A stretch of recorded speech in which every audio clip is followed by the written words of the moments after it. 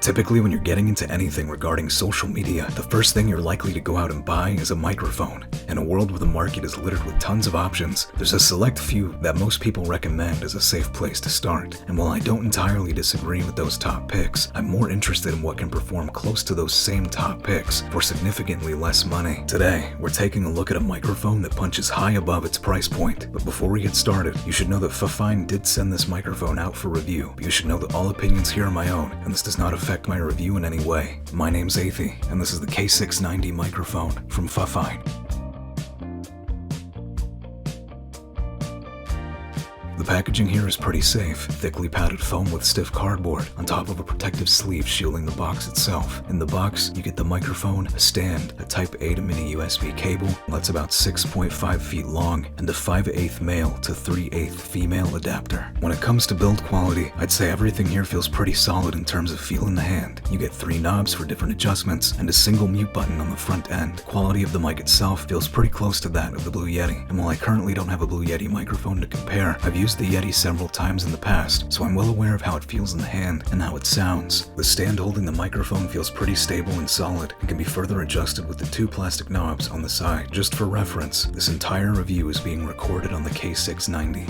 On the back side of the microphone, you have your microphone pattern settings and gain control, which are adjusted using knobs. Microphone pattern options are stereo, omnidirectional, cardioid, and bidirectional. We'll dive into what these patterns can do shortly. On the front of the mic, you get quick access to a mute button that gives a soft push actuation and feedback. You also get access to a knob that allows you to adjust the volume levels when monitoring audio. This is complete with a 3.5mm headphone jack found at the bottom, along with your power to USB and a screw hole to mount as needed. All of the buttons here feel smooth in use when turning any of the knobs, but the microphone pattern knob is much harder to turn in comparison by design. When adjusting the microphone pattern, the knob requires a hard turn, which then locks into place to whatever setting you've decided on, so there's no chance you'll accidentally switch to the wrong setting, which is great to see. It should be noted that all of the buttons on the mic are plastic, while the rest of the body is made of metal, including the stand. Now on to the important stuff. How does this mic sound? First, I'm going to record audio with this mic, using each pattern at about 50% gain. This will give you an idea of what the microphone sounds like in real-world use, but I'll let you be the judge. Additionally, I'm not using a pop filter for any of this audio. This is the bidirectional profile, with microphone gain at 50%. This is good for things like podcasts and maybe even interviews. I am also sitting exactly 1 foot away from the microphone. The microphone is recording what's in front of it and behind it at the same time. This is a test for what it sounds like from behind, and this is a test for what it sounds like from the front. This is the cardioid profile, with the microphone gain at 50%, 1 foot away from the microphone. This profile can be used for pretty much everything, so long as you're talking directly in front of it. This is the omnidirectional sound profile. Microphone gain is at 50%, and I'm a foot away from the microphone. This sound profile picks up sound from all directions of the microphone. It's useful for if you want to capture the ambience of the room. And this is the stereo profile. Again, with the microphone at 50% gain, about a foot away from the microphone. This profile is useful for capturing things like the left and right audio channels. Useful for recording things like instruments. It's likely that you're going to use this microphone while gaming at your PC or something similar. So here's an example of what it sounds like if you were typing with the microphone stand sitting right on your desk.